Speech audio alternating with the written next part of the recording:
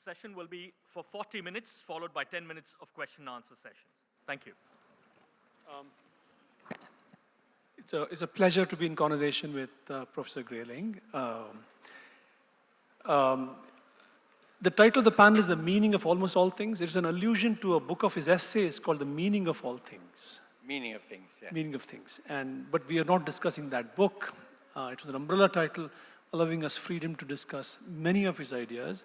With a focus on his book from last year called Discriminations, Making Peace in the Culture Wars. And I just learned that he has published another book after this one called For the People. And maybe we should start with a sense for your new book, the latest book. Oh, yes. So the most recent one, For the People, is about the rise of authoritarianism in our world, in many parts of the world. Authoritarian sentiment, but also authoritarian regimes. And the point is that the rise of authoritarianism is correlative with the fragility of democracy. I mean, as democracies fail, so authoritarian politics gets more traction. And the argument of the book is that we have to be very vigorous in our defense of democracy, because the invocation of the concept of democracy is not merely a kind of cliche. The point about democracies, whatever form they take, if they are serious, if they really do predicate the authority in the state, the authority of government, on the consent of the people, the expressed consent of the people, then that form of polity will guarantee the rule of law and civil liberties. And those two things, the rule of law and civil liberties, are vital for the flourishing of individuals in the society and the chance that individual flourishing will result in social flourishing. So it's very important to defend democracy against the rise of authoritarianism, and the book is an analysis of why it is that authoritarianism is on the increase at the moment. Yeah. Thank you. Something that I learned from having engaged a few of his books over the last few days is how the idea of a common humanity, the idea of global commons, which need to be protected against a kind of raid that you might see from multinational companies or by powerful states for military reasons, etc., has to be resisted. He's got two books in this, specifically talking about these issues. One is called For the Good of the World, and one, Who Owns the Moon? ? And it's an extraordinary attempt at trying to spark off a public debate on how we take for granted Antarctica as, being secure from exploitation for whatever the resources it has, and that's because of a treaty that's in place. And we're less, he's asking us to be similarly careful about the moon as well. Can you just tell us a little bit about this book and its concerns, and why you think a public debate is necessary? Yes, it seems surprising to raise the question of who owns the moon. But if you consider that over the last 2, even 3 decades, hundreds of billions of dollars have been invested in a return to the moon, because there are resources on the moon which both national governments and large private industry is very, very eager to get their hands on. There's water ice, which is, of course, important for rocket fuel, for transportation between Earth and the moon and on to Mars and exploration of space. But there's also helium-3 gas in the regolith on the moon, which will become very important for energy generation in the future. Helium-3 is in short supply here. Rare earths, although they're not rare on our planet, are much more accessible in quantity on the moon.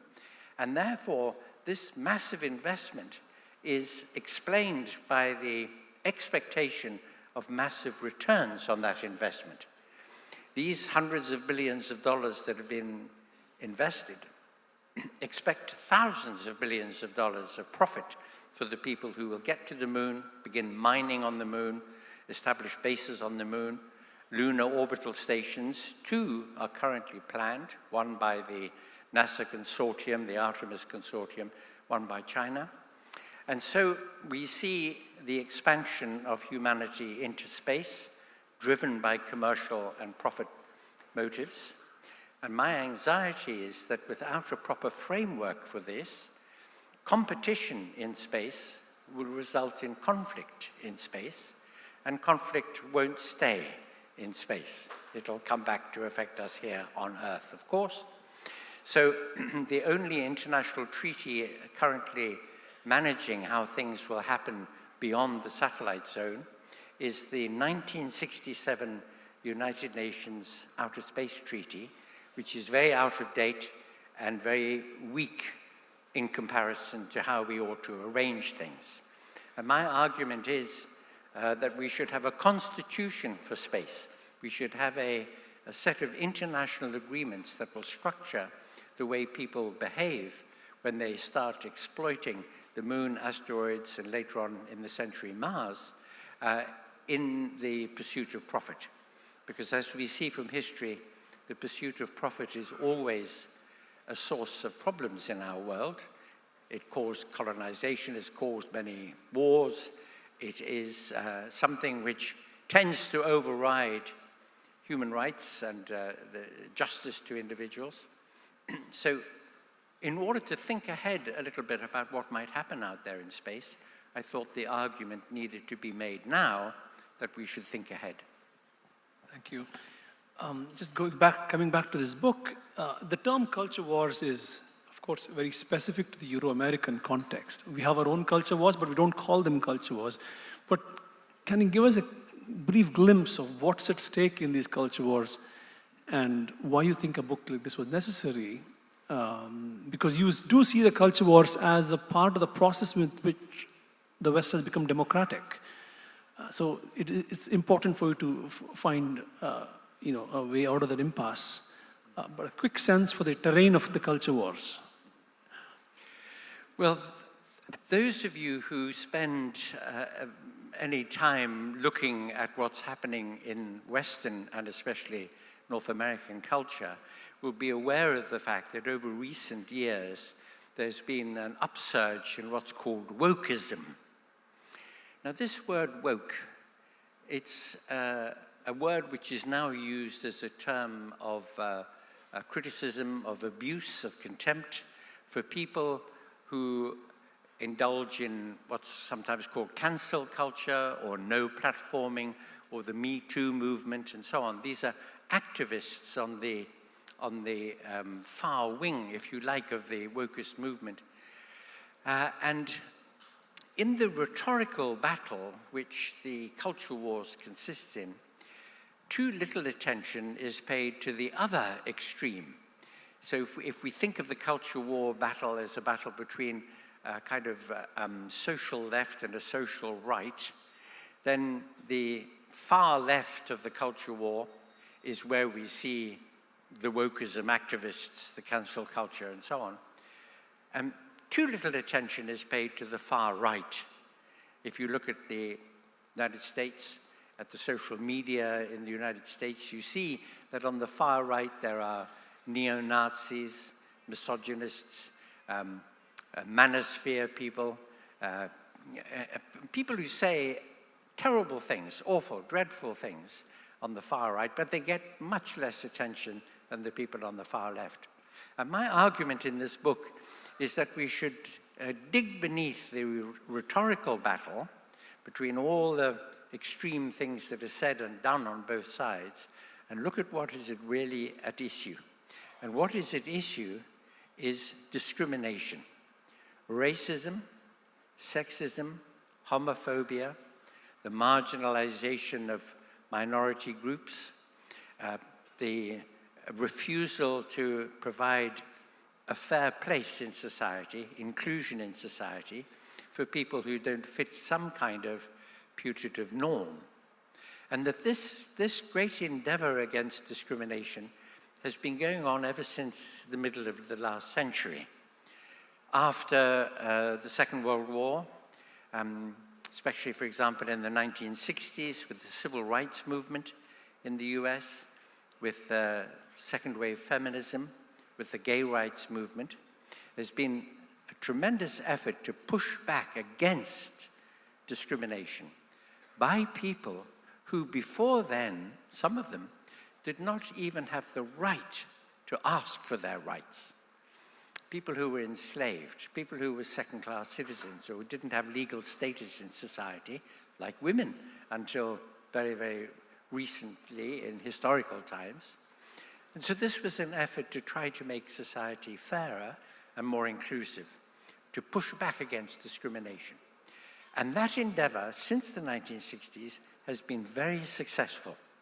The position of people of color in the United States, of women in most of the Western world, of gays.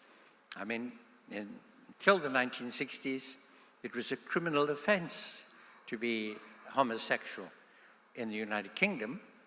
Now, people of the same sex can marry. So these are marks of a tremendous success in the effort against discrimination. As each stage of success was reached by the forces of anti-discrimination, so that empowered them to ask for more. And of course, the more success these movements have had, the more the interests of people who are against those movements, who want to maintain some kind of privilege for their race or for their sex or for their sexuality, the more angry and embattled they become. And what we see in today's United States, in this second Trump term, and I will be very neutral about Mr. Trump and just say about him that he's absolutely ghastly. But he and all his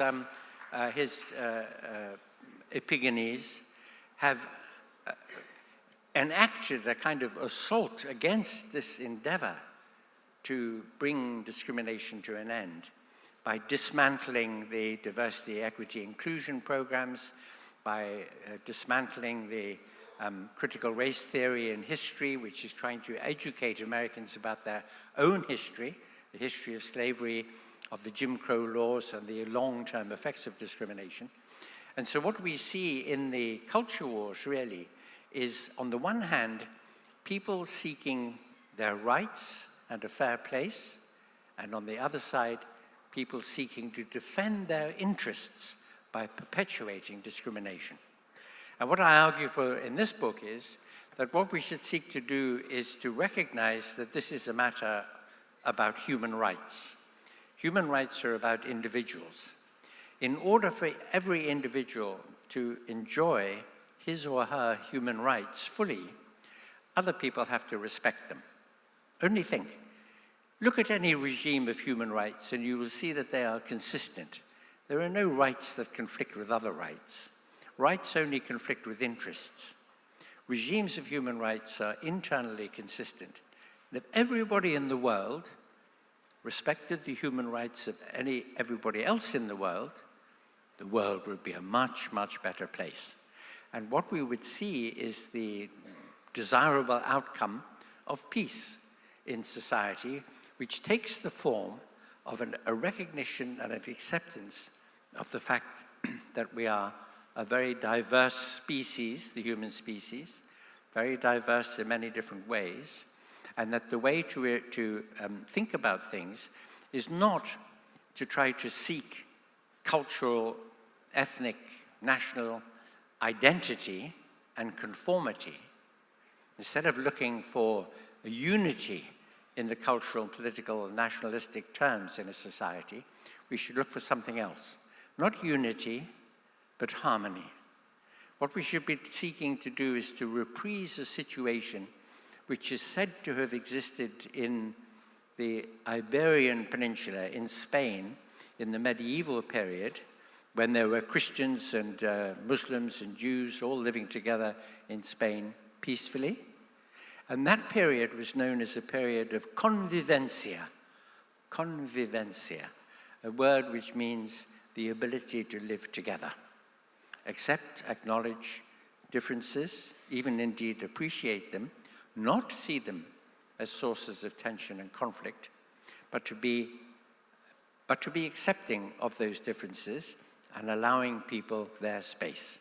So my argument is that that is the aim that we should be seeking in society, respecting human rights, seeing that that means that we must achieve harmony, not unity, harmony, not identity, harmony, not a forced commonality. Thank you.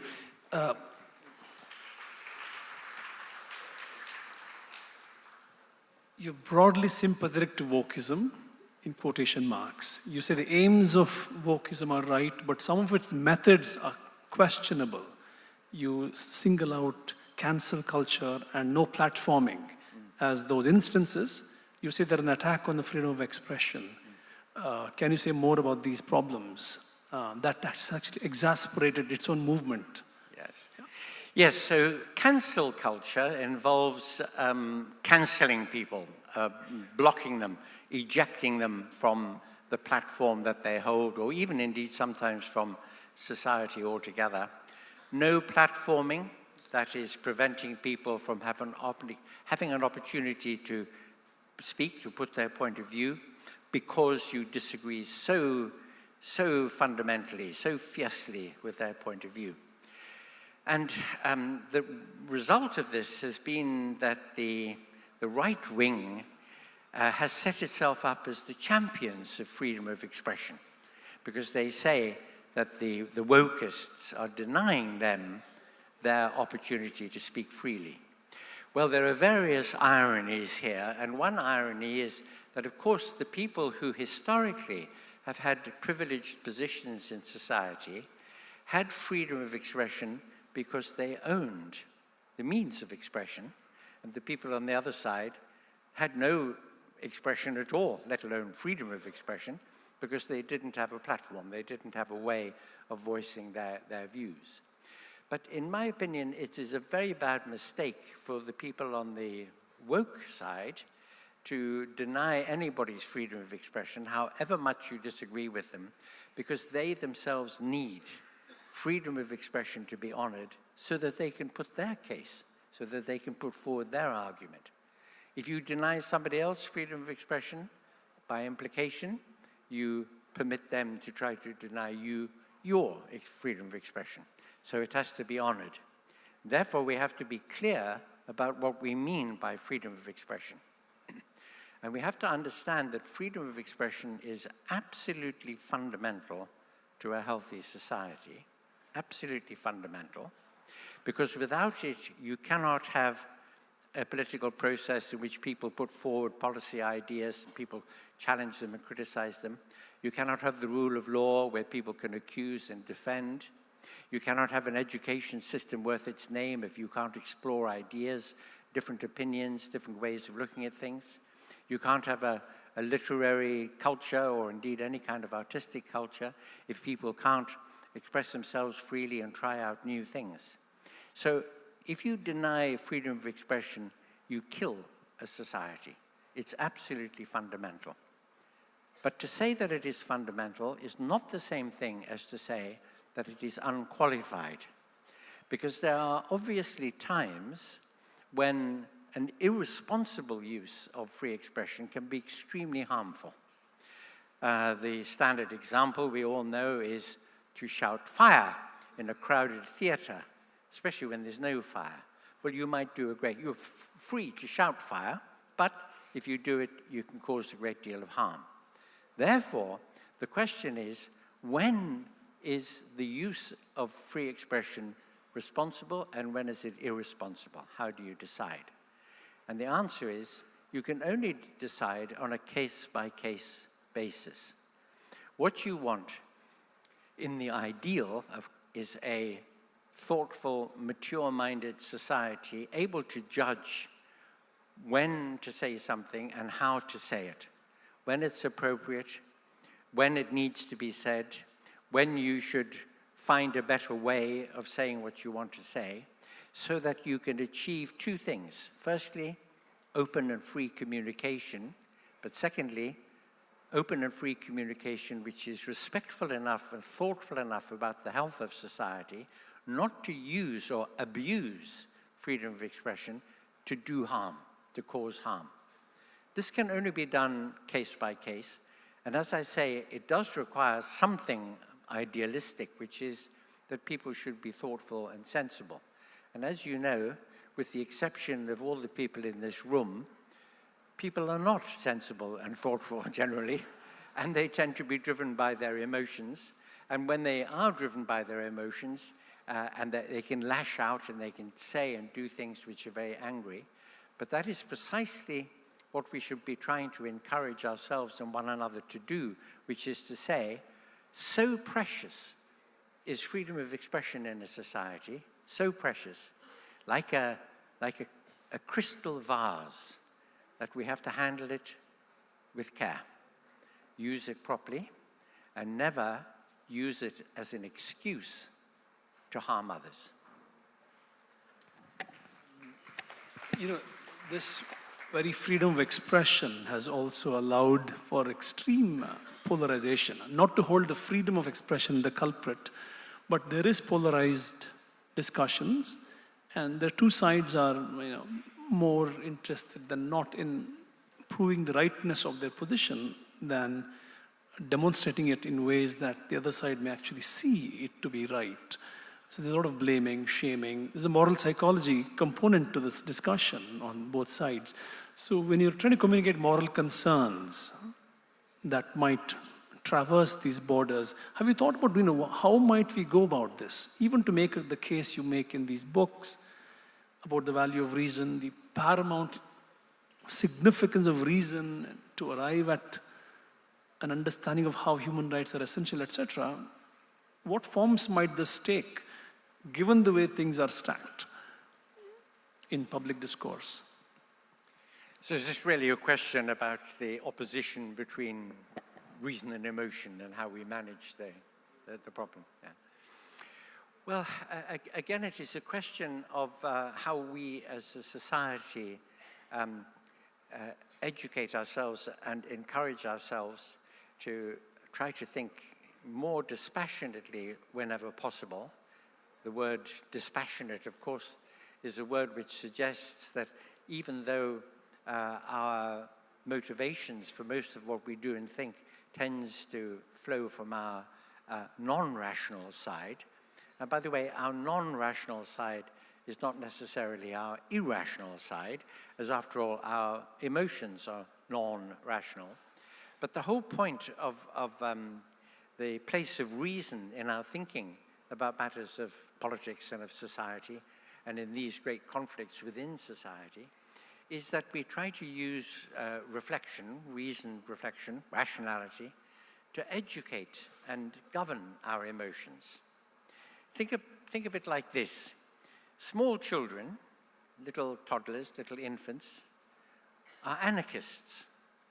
And the task of a parent is to try to help the child grow in ways that will enable him or her to manage negative emotions, selfishness, the desire for immediate satisfaction, and to promote those other regarding and pro-social feelings, so that as the child grows, so the child can become a more effective, a more flourishing, and a happier member of society. And what we do for our children in that respect is what we should do for ourselves.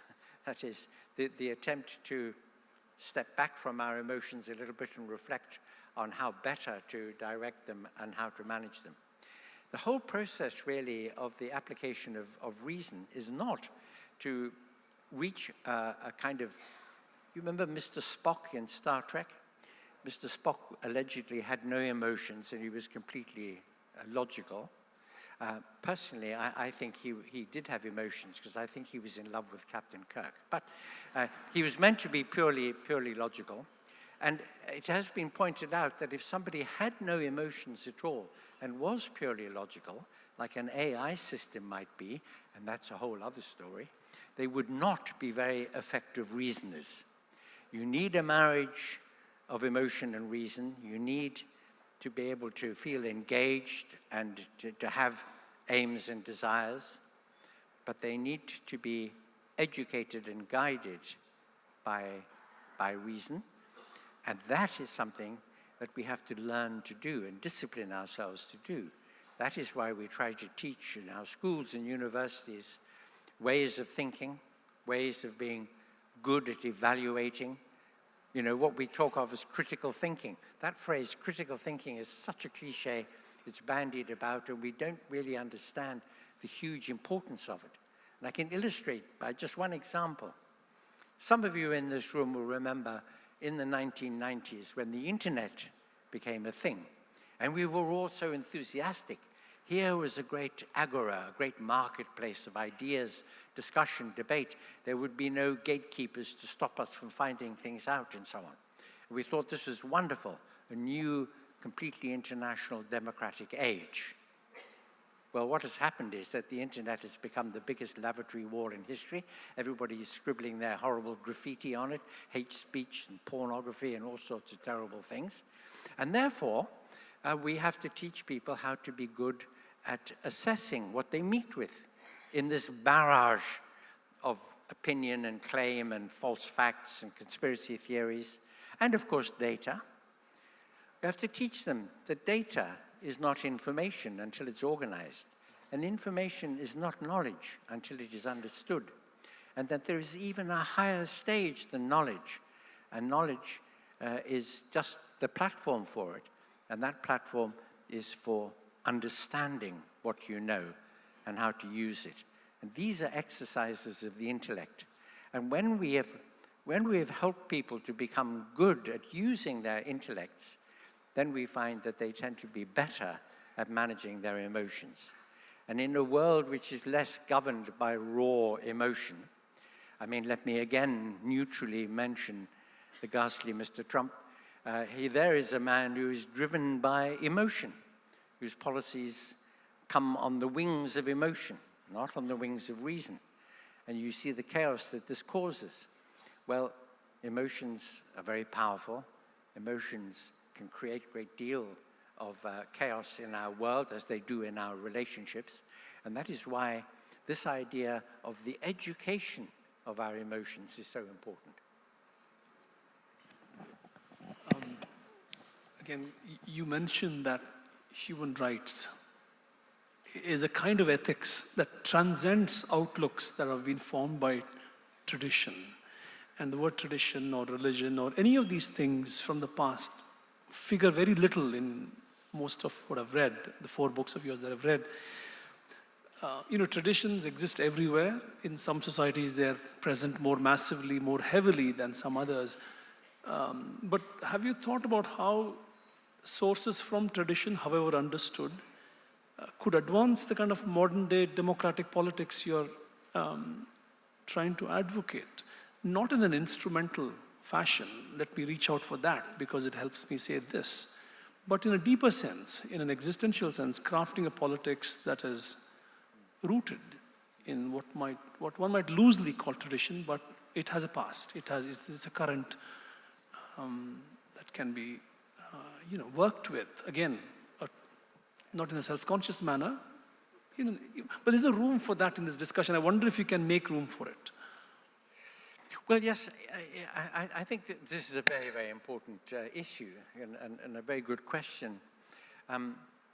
If we go back to the committee chaired by Mrs. Roosevelt, which drafted the Universal Declaration of Human Rights, submitted to the new United Nations in 1948 and accepted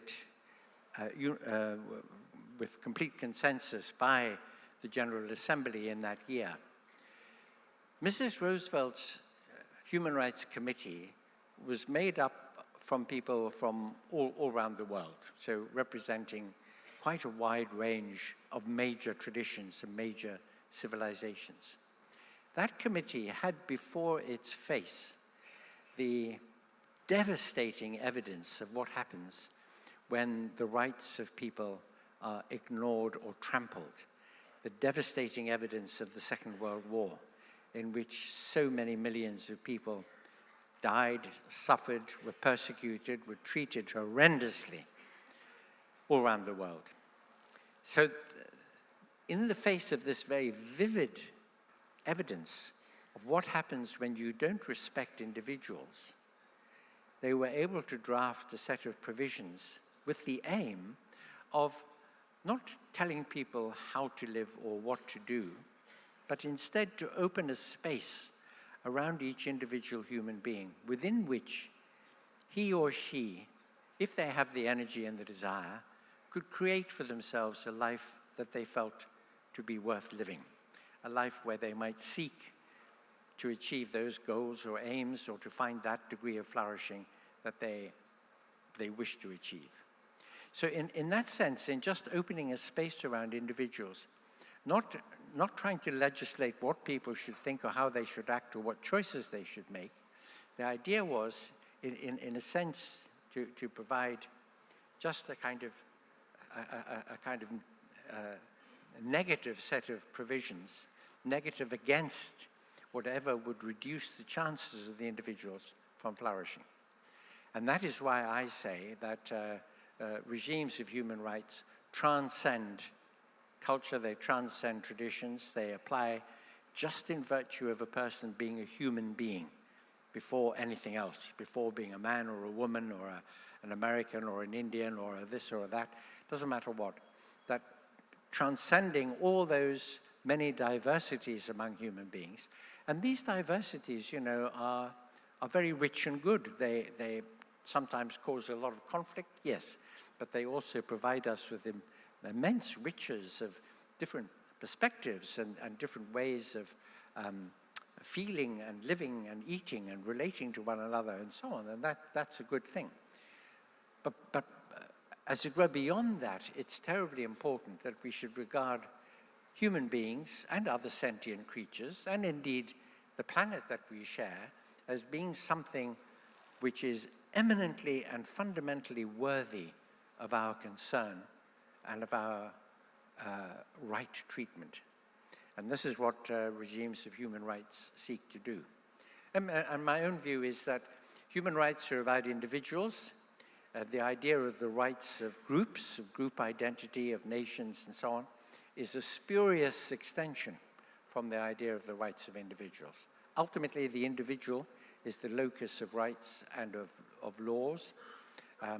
Societies, groups, identity groups within societies claim to have rights, but actually what they have is interests, very often legitimate interests. The interests are to protect the rights of the individual members of those groups. But since you have made space for emotions, you know, appeals to community belonging, community identities, you know, can be done in terrible ways. Can they be done in non-terrible ways? Non-terrible ways. In the sense, you know, can you defend appeals to the community? Of course, you're not treating them as rights-bearing communities. But let's see, if the nation is a community, right? Nationalism, you had terrible populist movements perverting the notion of the nation. So your response could be, well, the nation is a horrible idea to begin with, and it's better just not, you know, held on to. Or you could say, well, attachments run deep, and maybe there is something, maybe there is a defensible notion of the nation. I don't know, where do you stand on this? You know, Gandhi, Tagore saw it as illegitimate, but there are those who think there can be a liberal nationalism that is not exclusionary, that need not harbor prejudice, in deference to the real existing attachments people seem to have to the notion of India, or the notion of England, or whatever. All right, so on the question of nationalism as a political concept, one has to remember that almost all borders in our world are drawn in the blood of wars.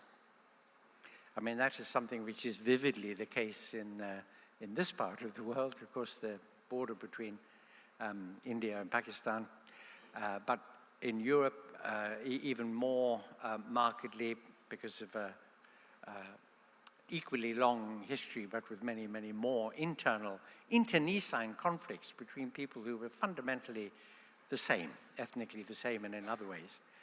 Most borders are drawn in the blood of wars.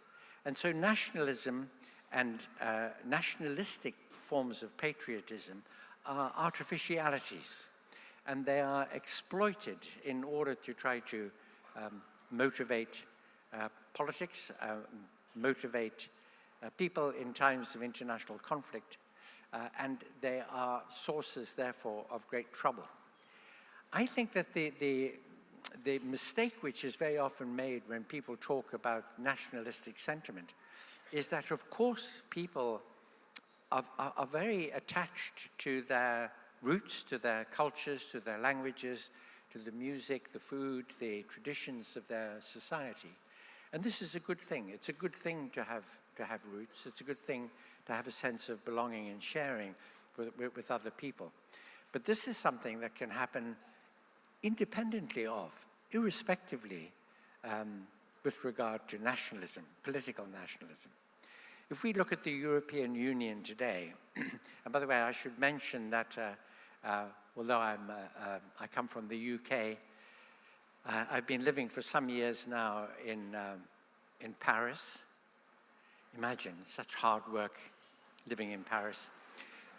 But I do so to some extent as a kind of Brexit refugee, because I was made so angry by the mistake of the United Kingdom in leaving the European Union, failing to see that the idea of an economic and political entity which is transnational, which is not premised on nationalistic politics, but in which all the cultural and linguistic traditions of the whole continent of Europe continue to flourish, as I think they do here in India. And that is the thing which is great. You know, to enjoy that part of England that my family comes from, to enjoy visiting different parts of Europe and sampling the wine, and the food of the local areas. All these things are a wonderful satisfaction. Nothing challenges those things, other than, for example, the conformities which are introduced by television and social media, making everybody think and see and feel the same. But local traditions, local customs, they matter. But to turn them into something which is usable as a political argument, and to say the French, or the English, or India, or whatever, is something which has a kind of natural, logical kind of unity which would justify going to war or preying on some other people. That I'm much less confident about. Thank you. I've just learned we have run out of time. We need to open it up for Q&A. But I do have a question that I'll just raise it as a question. You don't need to answer. I'll try to take a lady first. Okay, I'll explain. Okay.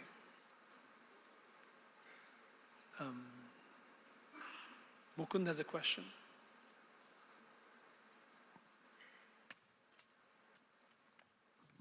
Women in the audience who will ask first. Mukund. Yeah, hello. Professor, I just wondered where you stood on the issue of hate speech, particularly the way it's playing out, say, in the UK, where you hear of instances of people getting put away for saying things, maybe tweeting, which don't satisfy the incitement for violent test. And also, you mentioned marketplace of ideas, which is, the classic liberal sort of J.S. Mill type conception when it comes to freedom of speech. I just wonder where you stand on that spectrum.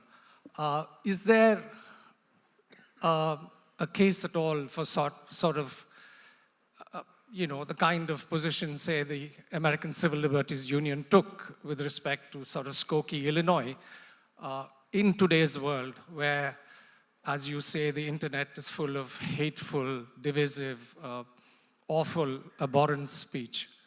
So that's my question on hate speech, essentially. Yes, it's a good question. A couple of other questions, and you can answer them together. We may have very little time left. If we take a number of questions, I'll forget what they are. Okay, no, why don't you respond to this? Okay. So I'll try and be brief. But so my view is it seems to me to be justified to outlaw, I mean, actually have laws against hate speech if the speech in question passes a certain kind of test. Incitement to violence, obviously. Incitement to discrimination against an individual or a group is another justification. But it's important, it seems to me, that there should be a very clear sense of which types of individuals and groups of individuals should be protected against hate speech. So to say things that are discriminatory or insightful against people on the grounds of their race or their sex or their skin color or their age or their disability, these things seem to me to be justified. It happens in the UK, and I think in some other jurisdictions, that religion is included in that category. I don't agree with that. That's because I'm very often tempted to say hard things about people who have one or another kind of religious commitment. But because religion, unlike your age, unfortunately, or if you have a serious disability, is at least theoretically a matter of choice. You could leave it or adopt it, and you shouldn't be able to adopt something and then claim to hide behind it against any sort of criticism or ridicule or whatever could be construed as hateful. Hello. Yeah, I have a question. So you briefly discussed how a lot of the culture wars moved to social media. Yeah. So one of the biggest things that my generation is facing right now is that this unprecedented level of visibility into everything that goes on social media, and everything is up for debate, everything is now a conversation, and it's almost impossible to not be a part of that conversation. But at the same time, more and more data is coming out pointing to the fact that it's not as neutral or as natural as people would like to believe, because everything is algorithmically driven towards profit. So as a member of the younger generation, what is, and to add on to this just a little bit, with the advent of AI and how that's a whole another can of worms where it's even more invested into clinging on to you and extracting as much information out of you as it can. What is some advice you would have to someone from my generation to navigate this turbulent landscape?